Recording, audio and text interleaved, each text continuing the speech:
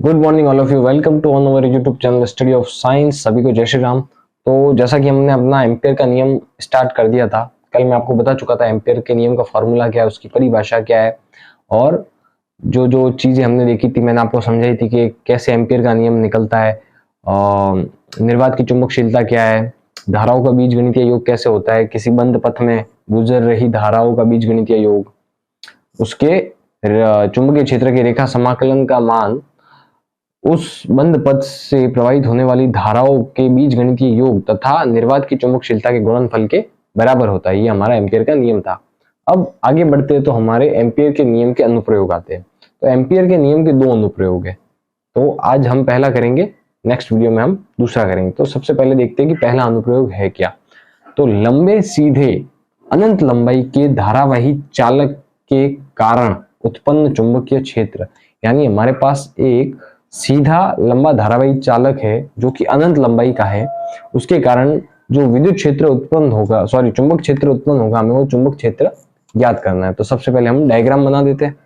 Diagram कैसे बनाएंगे, ये हमारा सीधा लंबे सीधे, लंबा है सीधा है, अनंत लंबाई को शो करने के लिए मैं इसको डॉट डॉट कर देता हूँ। ये अनंत लंबाई का हो गया। ओके, तो इसके कारण हमें क्या मान ज्ञात करना है, धारावाही चालक के कारण उत्पन्न चुंबकीय क्षेत्र। चुंबकीय क्षेत्र ज्ञात करना है तो सबसे पहले तो हम इसमें आई मान की धारा प्रवाहित करेंगे। आई मान की धारा प्रवाहित करेंगे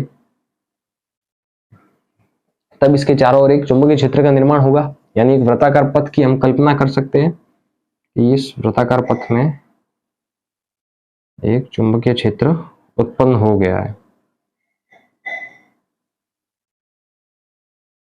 ओके, वृत्ताकार पथ। अब यहां पर तो है हमारा क्रॉस, यानी चुंबकीय क्षेत्र की दिशा लंबवत भीतर की ओर, और यहां पर है हमारा डॉट। ये मैं आपको पहले ही बता चुका हूं डॉट और क्रॉस क्या है, तो ये समझाने की जरूरत नहीं। आप पिछले वीडियो देखें, अगर कोई नया आया है तो पिछले वीडियो जरूर देखकर आए, ताकि आपको पता चल जाएगा क्रॉस क्या है, डॉट क्या है, धारा प्रवाहित होने से चुंबकीय क्षेत्र कैसे उत्पन्न हो रहा है। और पुराना है तो उसको देखते ही समझ में आ गया होगा, आपने पिछले वीडियो देखे होंगे तो पता चल गया होगा क्रॉस क्या है, डॉट क्या है। क्रॉस यानी चुंबकीय क्षेत्र की दिशा लंबवत भीतर की ओर, और डॉट यानी चुंबकीय क्षेत्र की दिशा लंबवत बाहर की ओर। ओके, तो अब हम यहाँ पर एक अल्पांश की कल्पना करते हैं। यहाँ पर ही इस डॉट पर ही एक अल्पांश की कल्पना करते, क्रॉस पर ही एक अल्पांश की कल्पना करते हैं, और इस अल्पांश पर ही एक बिंदु है हमारा, उस बिंदु को मैं नाम दे देता हूं P। और इस धारावाही चालक से उस P की जो डिस्टेंस है वो डिस्टेंस है हमारा R। ओके, और यहां पर जो सेंटर है वो है हमारा O। तो हमें क्या करना है, O से R दूरी पर स्थित P बिंदु पर चुंबकीय क्षेत्र का मान ज्ञात करना है। किसके कारण, इस धारावाही चालक के कारण। ओके, यहां से चुंबकीय क्षेत्र की जो दिशा है वो इस ओर है, और अल्पांश है तो अल्पांश की दिशा भी इस ओर ही है। तो इसको मैं यहाँ पर लिख लेता हूँ, अल्पांश के लिए डीएल लिखा है मैंने, इस पूरे अल्पांश के लिए डीएल लिखा है, और यहाँ पर जो बिंदु है उस बिंदु का नाम P बिंदु है। ये बात आप याद रखना, समझना। ओके, तो यहाँ पर हमारी डीएल की दिशा भी इस तरफ ही है, और हमारे चुंबकीय क्षेत्र की दिशा भी यही है, B सदिश। ओके, तो ये दोनों दिशा एक ही है। तो ये पूरा डायग्राम आप नोट कर लो। डायग्राम हमारा हो चुका है कंप्लीट। अब हम बढ़ेंगे लैंग्वेज की तरफ, और इसकी लैंग्वेज बहुत ही ईजी है। जो मैंने आपको बताया वही सेम टू सेम लिखना है, हर बार यही करते हैं। लैंग्वेज में आपको इतनी सिंपल बताऊंगा ना कि आप देखते ही लिख लोगे, डायग्राम देखते ही आप लैंग्वेज लिखना चालू कर दोगे। आपके पेन हाथ में होगी तो पेन अपने आप चलना चालू होगी कि लैंग्वेज क्या लिखनी है। इतनी ईजी लैंग्वेज में आपको बता रहा हूँ।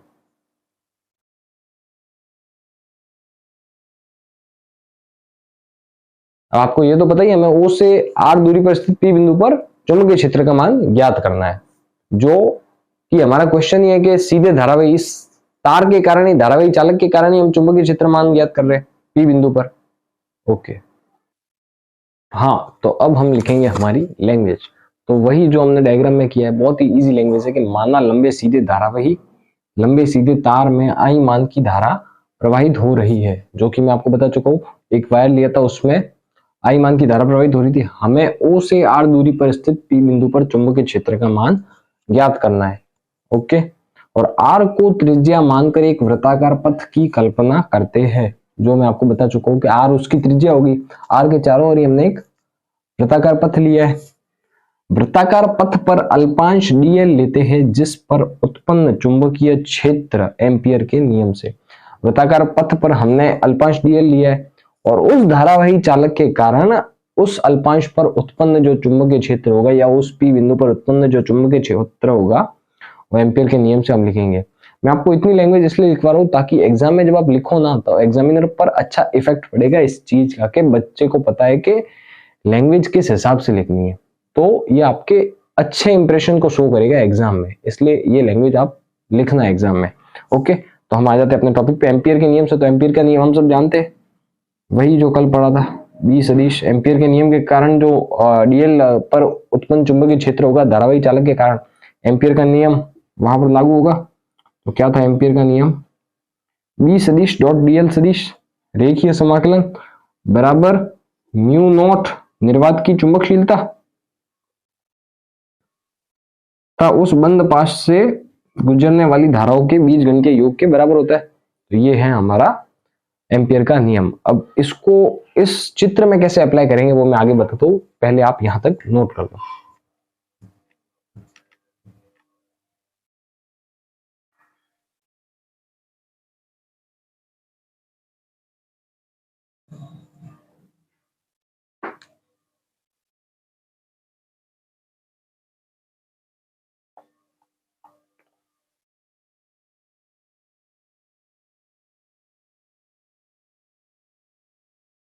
हाँ, तो अब हम आगे बढ़ते हैं। तो ये है हमारा एम्पियर का नियम, बी सदिश डॉट डीएल सदिश equal to mu naught sigma I.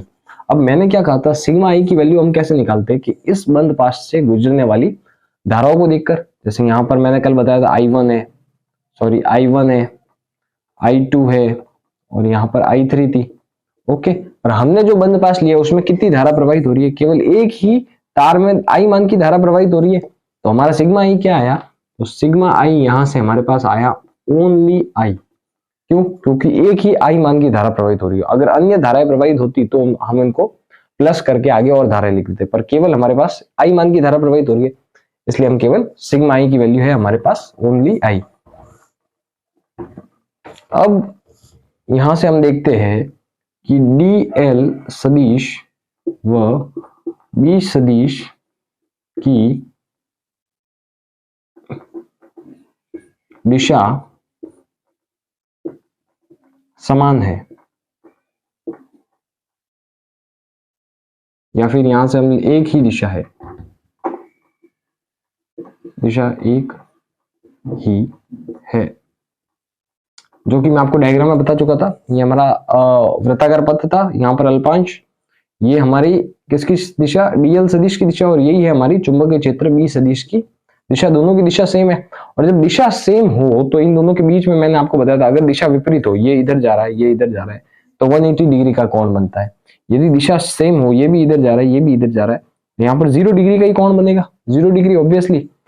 Okay, और अगर लंबवत दिशा हो तो 90 डिग्री का एंगल बनता है, पर अभी हमारे पास क्या सेम दिशा है तो 0 डिग्री का कोण बनेगा। और थीटा की वैल्यू रखेंगे कहाँ, वो मैं आपको बताता हूँ। थीटा इक्वल टू 0 डिग्री हमारे पास आया क्योंकि एक ही दिशा है। अब ये डॉट प्रोडक्ट है, यानी अदिश गुणा, डॉट प्रोडक्ट अदिश गुणा, तो वहां पर क्या आता है हमारे पास, कॉस थीटा आता है, और जहां पर क्रॉस प्रोडक्ट होता है वहां पर साइन थीटा आता है। ये सदिश के नियम में मैं आपको पहले ही बता चुका हूं, और आपने 11th में भी पढ़ा होगा, 11th में बहुत बार आया है, इसका पूरा चैप्टर था। तो अब मैं इतना डीप में नहीं जाके सीधा बताऊंगा कि डॉट हटके B D L cos theta आएगा, direct B D L cos theta equal to mu not.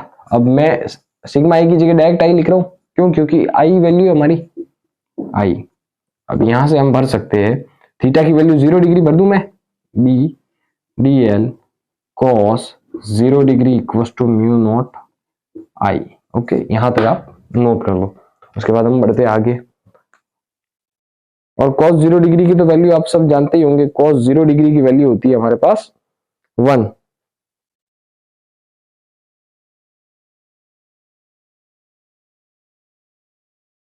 Okay, तो यहां से हम cos 0 डिग्री की भी वैल्यू भर देते हैं, B D L equal to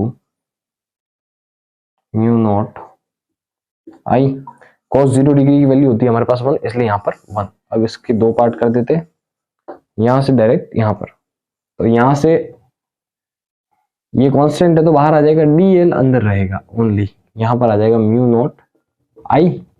okay, अब dl आप जानते हैं कि dl मैं आपको बहुत बार बता चुका हूं कि dl का समाकलन क्या होता है, हमारे पास l होता है, और l क्या, l वही जहां पर चुंबकीय क्षेत्र का मान हम ज्ञात कर रहे हैं, वृत्ताकार पथ की लंबाई, तो l इक्वल्स टू 2 पाई, और त्रिज्या r है तो r आएगा। ओके, यहां से हम लिख सकते हैं b, dl की जगह l और l की जगह 2 पाई r, तो मैं यहां पर डायरेक्ट वैल्यू 2 पाई r लिख रहा हूं, 2 pi r। Okay, equals to mu naught upon mu naught into I. अब हमें चुंबकीय क्षेत्र का मान मिल गया, b equals to mu naught I upon 2 pi r। Okay, तो यही है हमारा फाइनल आंसर। चुंबकीय क्षेत्र के लंबे सीधे धारावाही चालक तार के कारण अल्पांश पर उत्पन्न या पी बिंदु पर उत्पन्न जो चुंबकीय क्षेत्र का मान होगा वो होगा b equals to mu naught I upon 2 pi r। तो आज की डेरिवेशन यही खत्म होती है, ये हमारा फाइनल आंसर है। तो ऐसे ही जुड़े रहिए हमारे YouTube channel study of science के साथ, और अपने फिजिक्स का कोर्स पूरा करते रहिए। हमारे वीडियोस को लाइक कीजिए, चैनल को सब्सक्राइब कीजिए, और अगर आपको कुछ भी समझ में नहीं आता है तो आप कमेंट कीजिए, हम आपको और अच्छे से समझाने का ट्राई करेंगे।